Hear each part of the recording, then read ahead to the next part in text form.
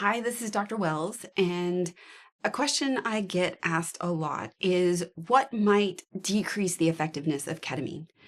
So, there are a couple of medications and a couple of lifestyle things that might decrease the effectiveness of ketamine. So, some medications to look out for benzodiazepines like Valium, Ativan, lorazepam, Xanax. Are big ones. And then alcohol, which also is a GABA agonist, just like the benzodiazepines, both decrease the effectiveness of ketamine. Some commonly prescribed psychiatric medications like Lamictal have possible effects at decreasing the effectiveness of ketamine. Although we just ask patients usually to hold that the morning of the infusion, and that seems to be enough to allow ketamine to have its effects anyway. With benzodiazepines and alcohol, we never ask patients to stop, especially not cold turkey.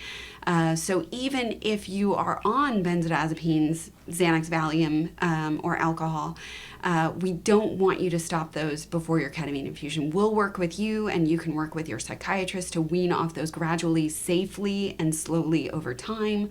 But they do decrease the effectiveness. Usually we'll have to do a slightly higher dose and probably another infusion or two at the end to get the effectiveness that we would normally see with 6 ketamine infusions.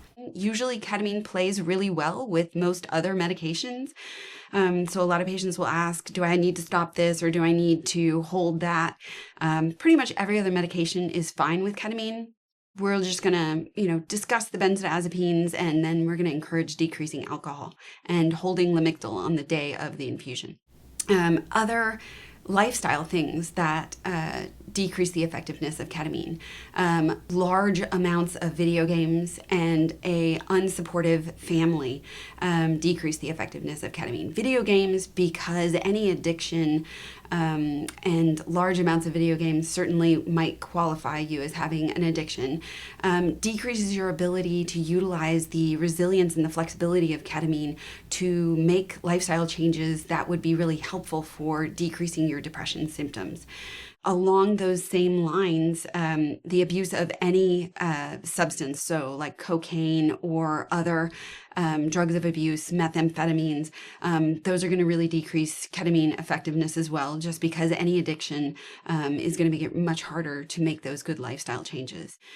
Similarly, an unsupportive family or going through family strife is going to decrease your ability to have flexibility and resilience and use those new connections to really make good changes in your life.